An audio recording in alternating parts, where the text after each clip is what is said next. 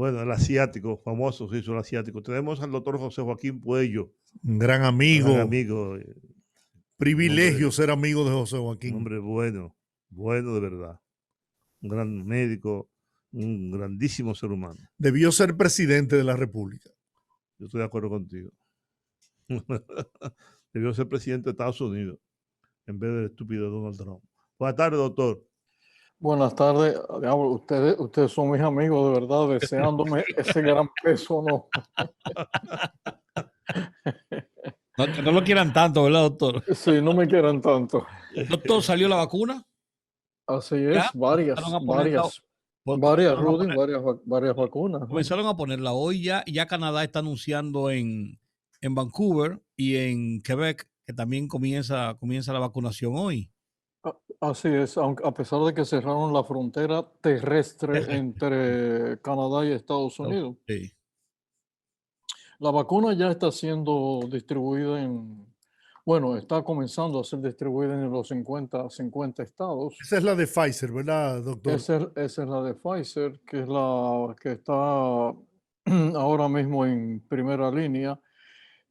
Cuesta un poquito más que la de Oxford y cuesta un poquito menos que la de Moderna.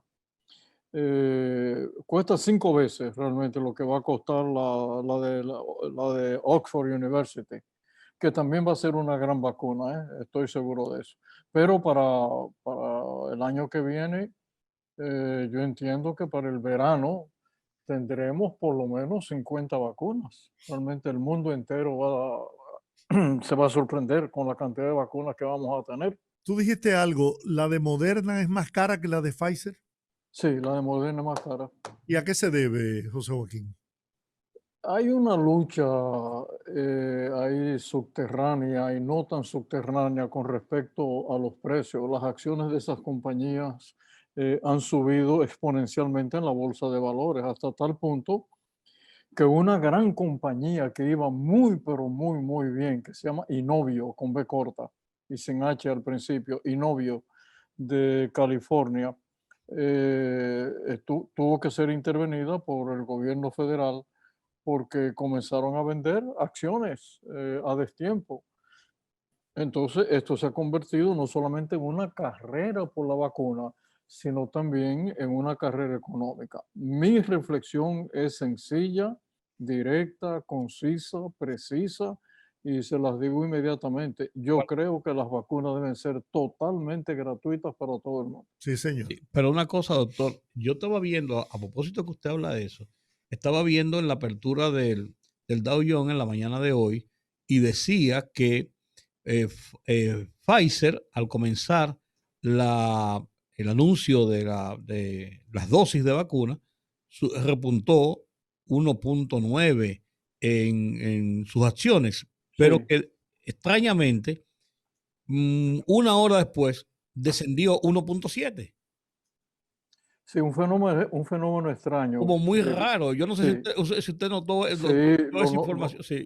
no solamente lo noté, sino además porque sé que una gran parte de las naciones europeas han comprometido millones de vacunas con Pfizer, Sí, por eso. incluyendo España, y la misma Inglaterra y algunos de los países escandinavos. Entonces parece algo extraño.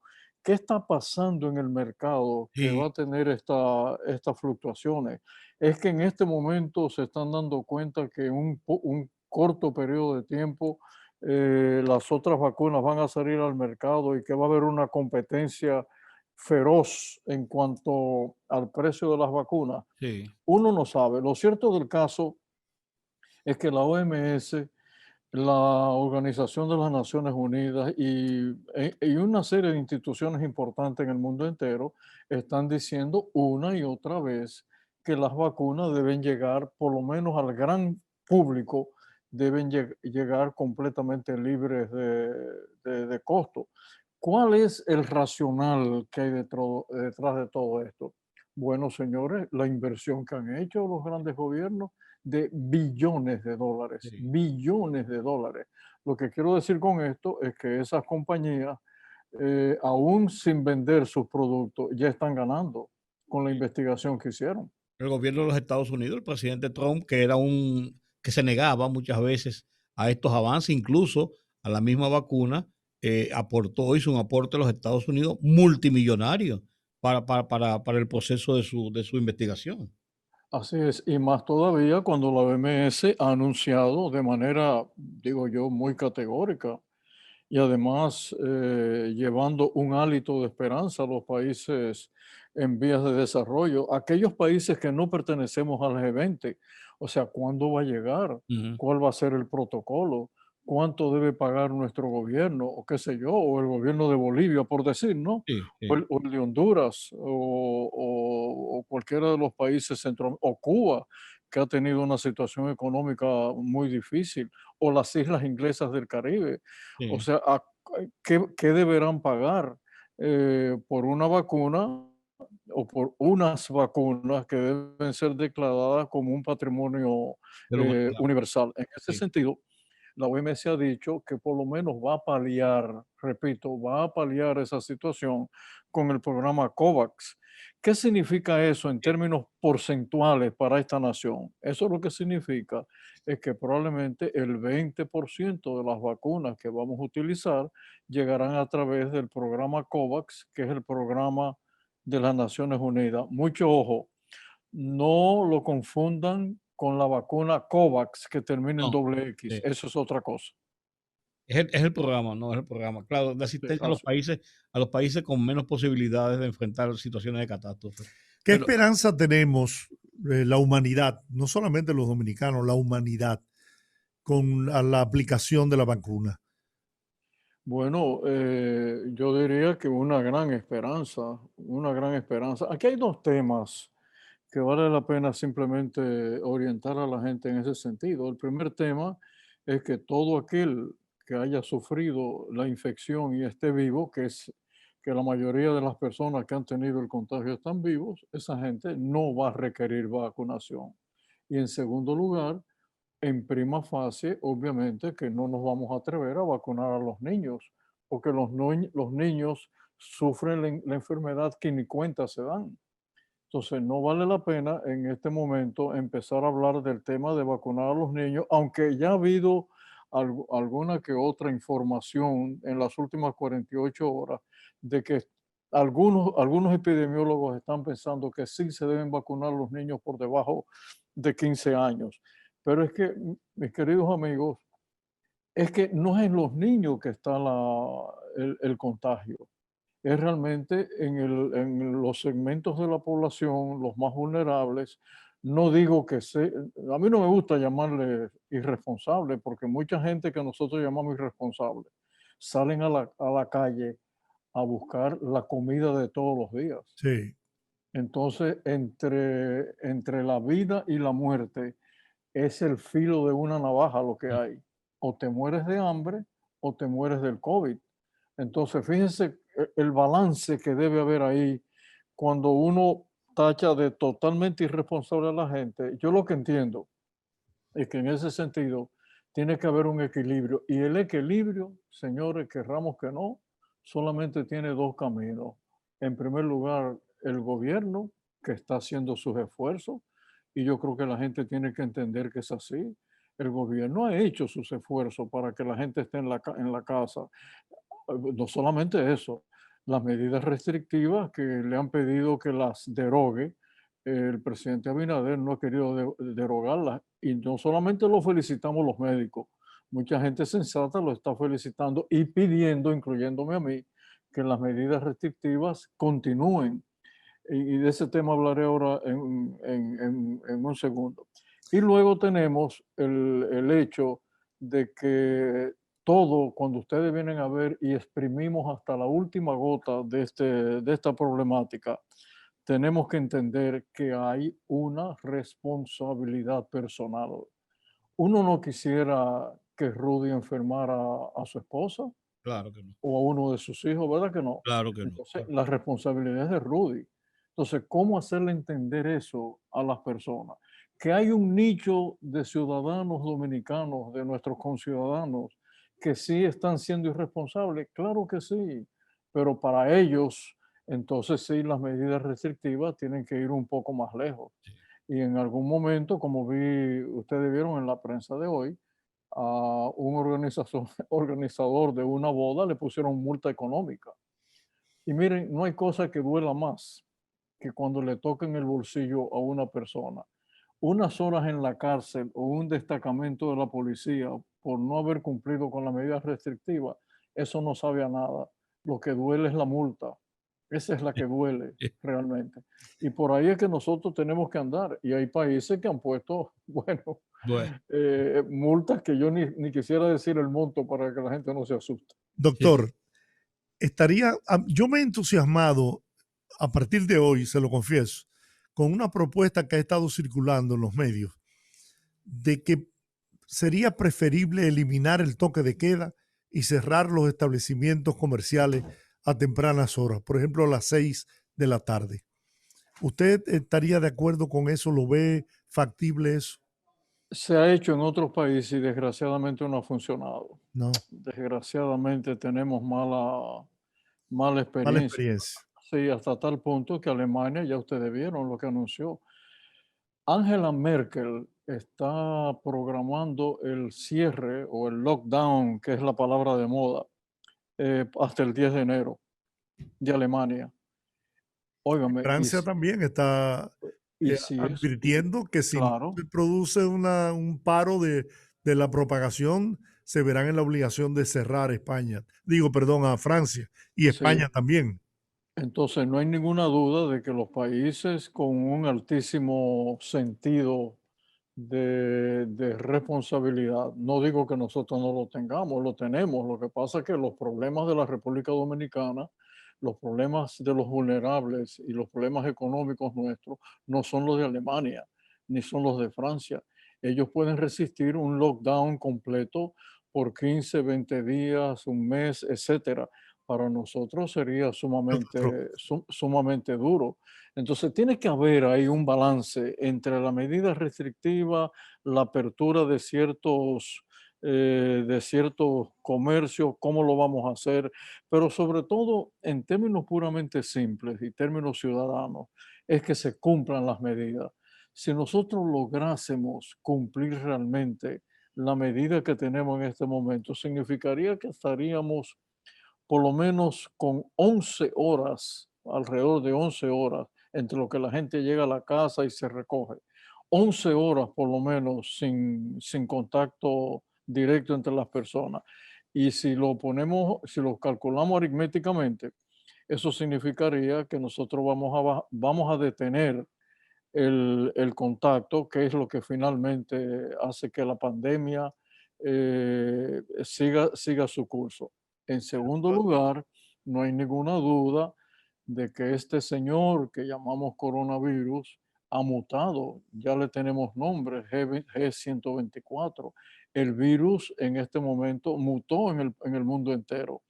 Y es un virus ahora, es el mismo, pero es un virus más contagioso, aunque aparentemente menos letal. Pero ahí viene la otra reflexión. El hecho de que sea menos letal no significa que las estadísticas no nos pueden alcanzar.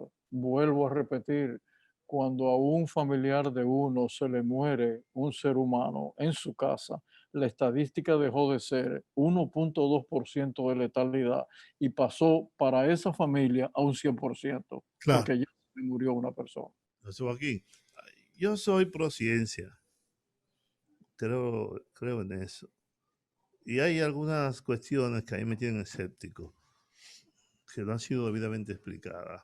¿Qué pasa? Yo estuve hace un par de semanas, hice un recorrido un domingo y la cantidad de gente que yo vi en los barrios de la parte alta de la capital, Villamella, etcétera, fue impresionante.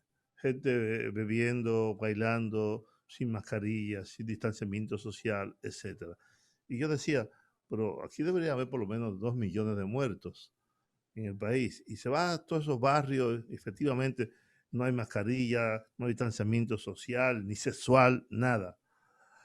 Pero me voy a más lejos. ¿Por qué un país tan pobre, tan atrasado como Haití, no tiene la cantidad de contagiados y de muertos que uno debe suponer. ¿Y por qué un continente como el africano, que tiene, que tiene una tendencia a que las pandemias disminuyan la población de esa parte del planeta, no haya sido tan devastador como Europa, como los Estados Unidos? Y preguntaba hace un rato, decía, hasta dónde el sol, el clima, el color de la piel, no sé qué cosa puede influir en que no sea tan letal o que no sea tan grande el número de infectados entre los pobres, por ejemplo. Mira, el tema ahí es la única respuesta lógica que tenemos es el sistema inmunitario.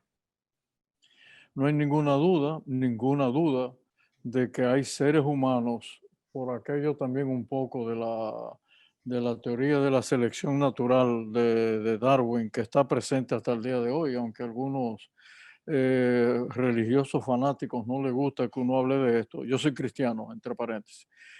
Pero no hay ninguna duda de que hay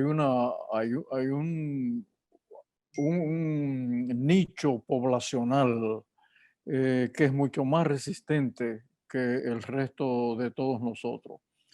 Qué curioso que en aquellos países donde ha habido las infecciones virales tales como el dengue, el Zika, la chikungunya, esa gente resiste muchísimo más el embate del virus. Qué curioso, Juan, que en aquellos países donde hay un alto índice de tuberculosis, nosotros somos aquí la tuberculosis endémica, también lo resiste.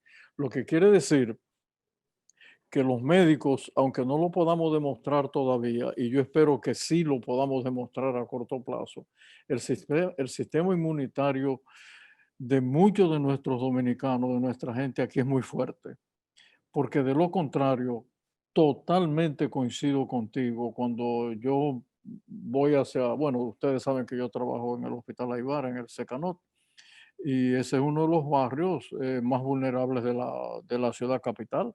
Y ahí yo veo la gente que anda sin mascarilla en los colmadones, bebiendo trago después de las 6 de la tarde, jugando dominó, en los motores, 2 niños, 3 niños, nadie va con mascarilla en los motores. Y la gente realmente no se contagia. Y no es porque el ministerio no ha hecho pruebas. Recuerden que cada día hemos aumentado más el número de pruebas que se está haciendo, lo que quiere decir que nosotros deberíamos tener más contagiados y más personas en los hospitales. Que sí ha habido un aumento, sí, ha habido un aumento, no hay ninguna duda. Por ejemplo, allá en Secanó, donde yo trabajo, ya en el día de hoy amanecimos ya con 15 pacientes más. Hubo un fallecido, eso se informará mañana, por supuesto. Eso se informa todos los días el ministerio. Pero obviamente que hay un repunte del brote que se veía venir, porque lo que ocurre en otros países desde el punto de vista de cómo va aumentando la pandemia, ocurre también en estos países, porque el virus desgraciadamente es universal. Y te finalizo con lo siguiente, Juan. Mira, hay un tema interesante sobre las 5 clases de vacuna. No voy a dar una charla sobre eso ahora, claro que no. Pero de las 5 clases de vacuna hay un tema con las llamadas vacunas redirigidas. Eso quiere decir que vacunas que tradicionalmente utilizamos para una enfermedad X, que no es el coronavirus, puede servir para detener la replicación del virus. Y se está investigando seriamente la vacuna de la tuberculosis, la famosa BCG, que todos ustedes y yo nos pusimos en la escuela Sí, hace muchísimos años.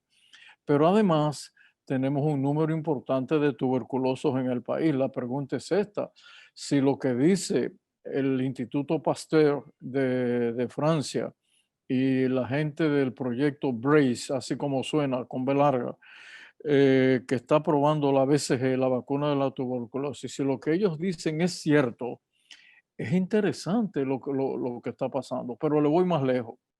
Nuestros amigos cubanos que están ahí al lado están probando una vacuna que le están haciendo a partir del bacilo tetánico.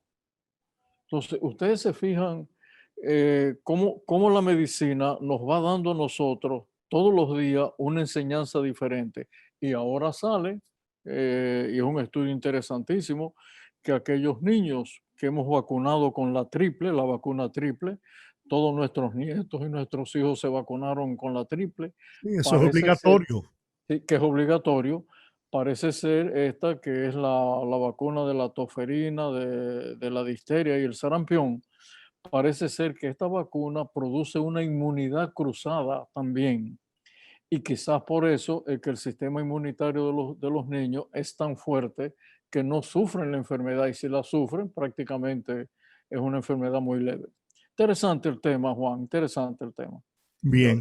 Mire, mire, Joaquín, tenemos que despedirlo. Sin embargo, yo estuve leyendo hoy sobre este medicamento que muchos médicos dicen que eso no sirve para nada, pero que se ha usado como con mucho éxito. ¿Cómo se llama, Georgie? La Ivermectina. ivermectina. ¿Cómo es eso? ¿Sirve o no sirve? Porque yo me lo tomé, mi hija me lo dio y yo me lo tomé. Bueno, al principio la ivermectina corrió una buena reputación. Después la reputación bajó junto con la hidroxicloroquina, pero ahora hay estudios que están siendo conducidos muy seriamente, sobre todo en Singapur. Están probando la ivermectina, haciendo los estudios aleatorios para ver si de verdad el medicamento tiene algún efecto sobre los seres humanos.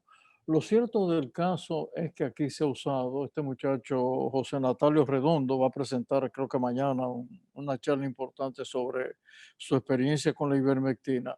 Y yo lo que digo con respecto a esto, Juan, es que no nos podemos cerrar los médicos a ningún medicamento que surja para el control de la infección.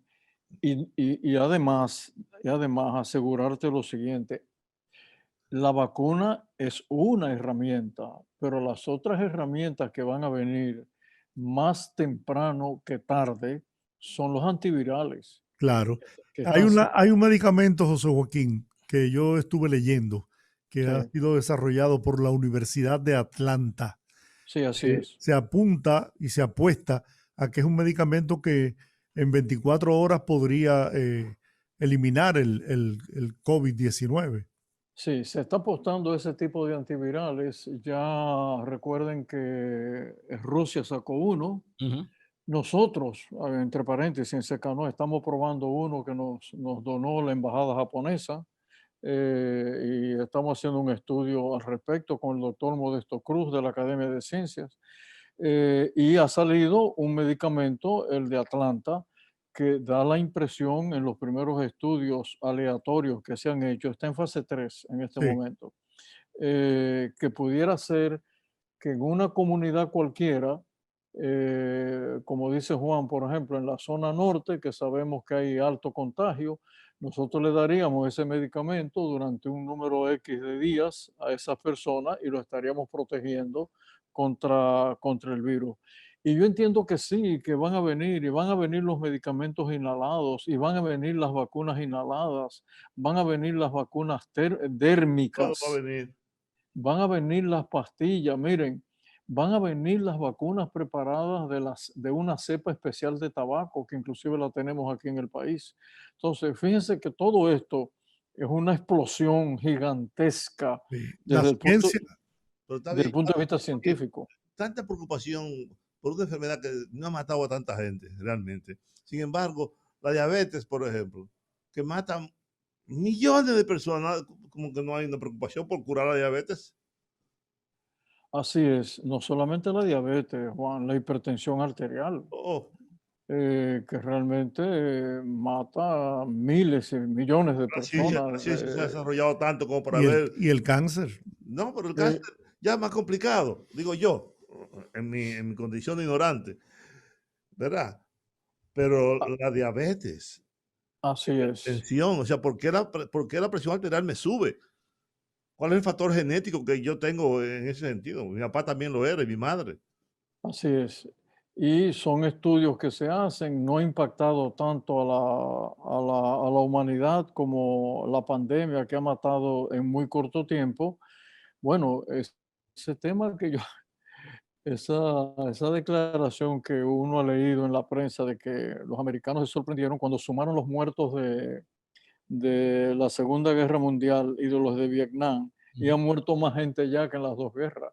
Sí. Entonces, eso ha impactado de manera muy negativa a la sociedad norteamericana. José Joaquín, muchas gracias. Como siempre, una cátedra cada vez que hablamos contigo.